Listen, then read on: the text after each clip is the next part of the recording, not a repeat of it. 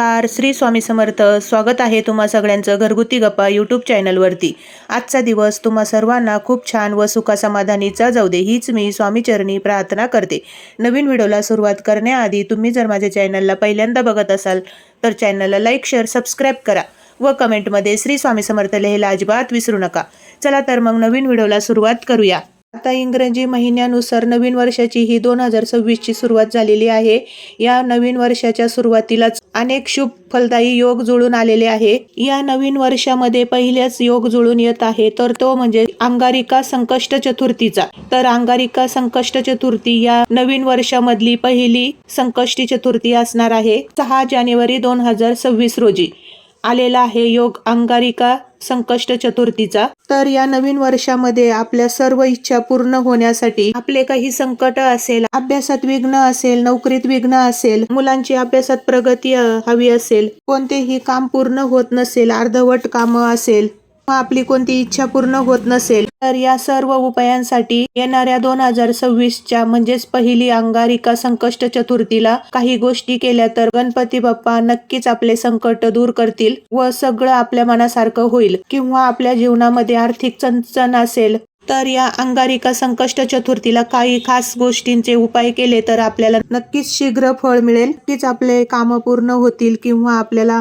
त्याचा अनुभव येईल. आपली कितीही कठीण इच्छा असेल, अडचण असेल तर त्या आपल्या नक्की पूर्ण होतील. किंवा आपल्या आयुष्यातील जे काही दुःख अडचणी आहे तर या नवीन वर्षातील या संकष्ट चतुर्थीला काही उपाय केल्याने आपले सगळे दुःख अडचणी हे दूर होतील. तर तो कोणता उपाय आहे ते बघण्यासाठी हा व्हिडिओ शेवटपर्यंत बघा, स्किप न करता. 6 जानेवारी 2026 मंगळवारी येत आहे अंगारिका संकष्ट चतुर्थी. तर या दिवशी आपल्याला काही खास गोष्टी करायच्या आहे. या गोष्टी केल्यामुळे बाप्पा आपले सगळे संकट दूर करेल, सगळे मनासारखे होईल. गणपती उपासनामध्ये चतुर्थीला सर्वाधिक महत्व आहे. नवीन वर्ष 2026 मधली पहिली संकष्ट चतुर्थीला अंगारिका योग जुळून आलेला आहे आणि या संकष्ट चतुर्थीला अंगारिका योग जुळून येणे अतिशय शुभ मानला जातो. तर या दिवशी गणपती बाप्पांची उपासना कशी करावी व त्यांचे काही खास उपाय कसे करावे तेच आपण आता या व्हिडिओमध्ये बघणार आहोत. गणपती बाप्पा हे सृष्टीचे कर्ता करविता असे मानले जाते. तसेच गणपती बाप्पा ही बुद्धीची देवता आहे. त्यामुळे मुलांच्या अभ्यासामध्ये प्रगती, शिक्षणामध्ये अडथळे असेल तर या संकष्ट चतुर्थीला काही खास उपाय केले जातात. गणपती बाप्पाचे उपासक हे अनेक व्रत करतात, त्यापैकीच संकष्ट चतुर्थीचे सर्वात जास्त महत्व मानले जाते. तसेच संकष्ट चतुर्थीचे व्रत हे सर्वात श्रेष्ठ मानले जाते. त्यामुळे या अंगारिका संकष्ट चतुर्थीला काही खास गोष्टी करा, बाप्पा सगळे संकट दूर करेल व सगळे मनासारखे होईल. तर आपल्याला या संकष्ट चतुर्थीला गणपतीची उपाय करण्यासाठी पहिले आपल्याला सकाळी विधिवत आपल्या देवांची पूजा करून घ्यायची आहे सकाळी. आणि त्यानंतर गणपती बाप्पांच्या मूर्तीला अभिषेक करायचा आहे पंचामृताने. अभिषेक करताना आपण गणपती अथर्व शिष्य म्हणू शकतो किंवा ओम गण गणपते नमः या मंत्राचा जप करू शकतो. ओम गण गणपती नमः, ओम गण गणपतये नमः या मंत्राचा जप करून आपल्याला अभिषेक करायचा आहे. त्यानंतर अभिषेक झाल्यानंतर आपल्याला गणपतीची मूर्ती स्वच्छ पुसून देवाच्या स्थानी जिथं गणपतीची मूर्ती स्थापित करायची आहे देवघरामध्ये, त्यानंतर आपल्याला हा उपाय करायचा आहे. तर या उपायासाठी आपल्याला अक्षदा लागणार आहे. तर या अक्षदा घेताना ह्या तुटलेल्या नसाव्या, अखंड अक्षदा घ्यायच्या आहे. या उपायासाठी म्हणजेच आपल्याला 21 तांदूळ घ्यायचे आहे व त्या 21 तांदळांना आपल्याला हळद लावायची आहे. लावून आपल्याला त्या अक्षदा तांदूळ लाल पिवळ्या करायच्या आहे. तुम्ही कुंकू लावून करू शकता किंवा हळद लावून लाल पिवळ्या करायच्या आहे, हळद कुंकू लावून. नंतर आपल्याला त्या अक्षदानी गणपतीवर एक एक अक्षदा अर्पण करायची आहे. तर ती अक्षदा बी अर्पण करताना आपल्याला मंत्र म्हणायचा आहे. एक एक अक्षदा अर्पण करताना आपल्याला एक मंत्र म्हणायचा आहे. तर आपल्याला काही इच्छा पूर्ण करून घ्यायच्या असेल तर गणपती बाप्पांचा बीज मंत्र म्हणायचा आहे. बीज मंत्र म्हणजे इच्छापूर्तीसाठी ओम गण गणपते नमः. जर तुमची काही इच्छा पूर्ण होण्यासाठी तुम्हाला हा उपाय करायचा असेल तर तुम्ही 21 अक्षदा अर्पण करताना प्रत्येक अक्षदाला ओम गण गणपते नमः या मंत्राचा जप करून 21 अक्षदा गणपतीवर अर्पण करायचे आहे. जर आपण हा उपाय बुद्धीसाठी, अभ्यासात प्रगतीसाठी करायचा असेल, मुलांच्या शिक्षणात यश मिळवण्यासाठी करायचा असेल तर आपल्याला दुसरा मंत्र म्हणायचा आहे ओम एकदंताय विघ्नहे. जर आपले काही विघ्न असेल तर तुम्ही या मंत्राचा जप करा, 21 अक्षदा अर्पण करा.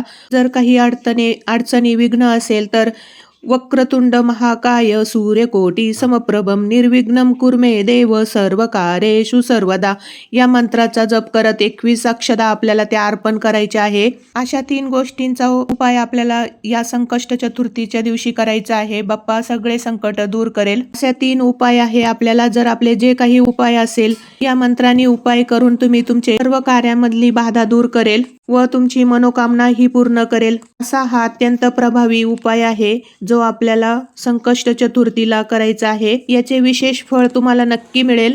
मंत्र परत सांगते, ओम गणगणपते नमः हा इच्छापूर्तीसाठी आहे.